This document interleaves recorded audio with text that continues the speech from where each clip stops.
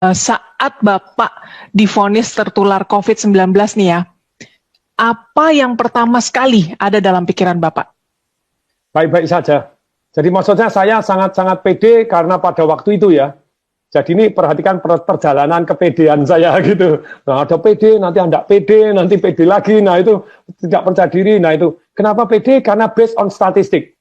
Jadi sebelum terjadi kena itu saya mempelajari statistik. Oh, kalau below 50 terus kemudian itu 99,sekian% sehat. Apalagi kalau istilahnya tidak ada penyakit bawaan begitu ya. Saya kan tidak ada penyakit bawaan. Begitu kurang minum, saya mulai begitu saya menggigil saya ngebel lagi. Harus air hangat lah ini. Jadi kalau saya ditanya, pertanyaan saya begini, ini ilmiah, tabayun boleh buka ayo data ilmiah. Kalau obat belum tentu, masih di dalam riset. PCO masih belum tentu. Minyak kayu putih katanya masih belum tentu semuanya. Tapi pertanyaan saya, obat ada efek negatifnya? Ada macam-macam. Ada. Tapi kalau air putih ada efek negatifnya? Ada kalau terlalu banyak. Nah sekarang gini, berapa saya tanya sama teman-teman, berapa ukuran air putih? 8 gelas. Salah 8 gelas loki atau 8 gelas 1 liter. Yang benar tuh sesuai dengan berat badan. Kok Anda beratnya 100 kilo, binaraga minumnya 8 gelas loki ya salah. Pak ya 250 cc tetap kurang. 100 kilo, 8 gelas, 250 cc tetap kurang.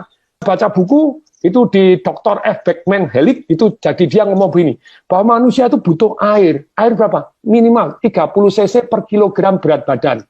Saya misalnya bobot 80 kilo dengan tinggi 183. Bukan 8 gelas, yang benar 2,4 liter, 30 cc kali kilogram per berat badan. Pertanyaan saya, betul nggak kalau kurang air, ayo para dokter, para ilmuwan, kalau kurang air 4% Anda lemes, kurang 7% Anda sakit. Ayo mari kita buka, cari data, cari buku boleh. Kurang 20% Anda mati. Dalam hidup ini semua boleh kurang 20%. Mati, Anda kurang 20% apapun boleh, kurang protein, kurang kalsium, kurang oksigen 20% Anda masih hidup. Tapi kurang air 20%, you die.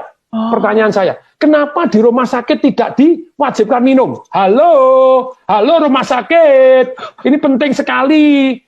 Kenapa tidak diwajibkan minum? Lupa tuh kan harusnya minum sadar sendiri, tidak bisa. Saya ini tidak punya pengalaman sakit, saya diinfus. Karena diinfus saya pikir tidak perlu minum. Jadi saya merasa kondisi saya drop luar biasa karena kurang air. Nah sekarang kan sudah ada penelitian bahwa ternyata kalau yang namanya orang kena COVID itu darahnya mengental, makanya dikasih heparin, dikasih aspirin. Kenapa kasih dikasih heparin? Suruh minum, woi. Wajibkan minum, diukurin, air hangat. Halo, please deh tolong disampaikan ke semua rumah sakit, semua orang-orang dokter-dokter, please. Karena ini ilmiah. Anda bilang kalau PCO belum terbukti obat-obat, Actemra apakah pasti saya dikasih Actemra, 1 suntikan 12,9 juta. Ternyata saya baca, betul itu menurunkan inflamasi. Tetapi kalau Anda kena pneumonia, kena TBC, kena itu mati loh. Banyak yang itu ada penelitian tuh, dikasih 5, ada yang ini mati loh, ada yang bahaya. Makanya saya suruh tanda tangan tuh, if something happen. Nah kalau itu belum terbukti menyehatkan, kalau air terbukti kalau kurang mematikan, kenapa tidak diwajibkan minum? Hoi. Sorry, saya sangat-sangat emosional karena saya ngerasain tidak bisa bernapas seperti apa. Mestinya kan air toh, supaya airnya, aduh nih, jadi diwajibkan minum. Jadi wajib, diukurin, wajib minum, ayo minum sedikit, 100 cc air hangat, 100 cc air hangat. Kalau Anda tidak percaya, perhatikan, kalau Anda lagi demam panas, Anda minum air hangat langsung, Anda beres keringetan, diukur, langsung suhunya turun kok. Iya. Coba, kalau ini sudah terbukti menyembuhkan, kenapa kok tidak diwajibkan? Wajibkan, boy. Saya sangat-sangat gemes ini. Semoga ini jadi viral, tidak apa-apa. Jadi amin. Diwajibkan. Jadi jangan obat doang, jangan infus doang. Kok memang kurang, harus wajib dijamin. Sekian minum sudah belum, diukurin, diiniin, kasih air hangat. Nah kan tubuhnya jadi darahnya jadi mengalir lebih lancar, terbukti. Kemudian dong, minum. Lebih kemungkinan sehat lebih tinggi daripada Anda tidak perhatian terhadap mereka minum nggak. Ketika orang lemes, gini diinfus terus kemudian tidak minum, lah ya kasihan toh ya. Nanti dites darah tidak keluar, dianggap darahnya mengental. Setelah mengental dikasih heparin, dikasih aspirin. Aduh, suruh minum.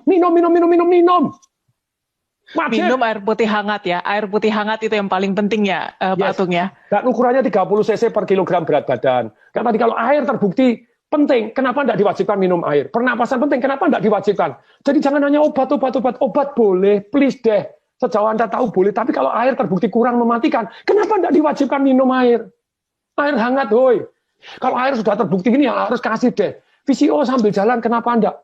Itu Pak, itu masih mitos, belum terbukti. Loh, kalau belum terbukti, obat Anda apakah sudah pasti terbukti?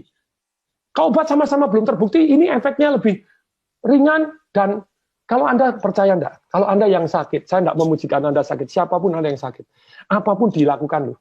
Suruh minum obat ini, nanti kalau kemungkinan mati ya daripada ini ya, mati kesembuhan ya apa ya, suruh apa ini. Lah kalau VCO kan baik-baik gitu ya, kenapa enggak gitu loh. Jadi ada penelitian bahwa ternyata orang yang gembira itu megahertznya tinggi, orang yang marah megahertznya rendah, dan orang yang megahertznya rendah kena sakit macam-macam.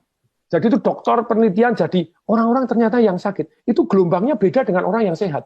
Nah kalau orangnya supaya gelombangnya naik, nah itu ada perasaan bersyukur, penuh harapan, terus kemudian juga nyanyi-nyanyi, itu nyanyinya tentu saja nyanyi yang gembira, nyanyi yang sedih-sedih gitu. Terus kemudian ketawa tanpa sebab. Sekarang hati yang gembira, boleh kok, ayo tabayun kepada saya buka-bukaan data gitu ya. Kenapa nggak diwajibkan? Yo, kenapa nggak diwajibkan kalau ternyata secara ilmiah terbukti bahwa menaikkan imun sistem dan megahertznya tinggi, energinya tinggi, kenapa diwajibkan? Nyanyi bareng, ayo nyanyi walaupun pakai masker, nyanyi, nonton video lawak, itu diwajibkan. Kan itu cost nothing. Kalau diperkenankan Tuhannya. Misalnya saya diperkenankan, kasih saya panjang umur dan sembuh dari penyakit ini. Tapi kalau saya harus diambil, izinkan ya, diambil dengan gembira. Harus protokol kesehatan. Ya, iya. Itu dari saya. Iya. Baik Pak Tung, terima kasih banget Pak sudah mau sharing sama Tagar TV. Sehat terus Bapak, dan semoga kisah ini bisa memotivasi mereka yang sedang berjuang melawan corona ya Pak ya. Ya. Salam dahsyat. Salam dahsyat.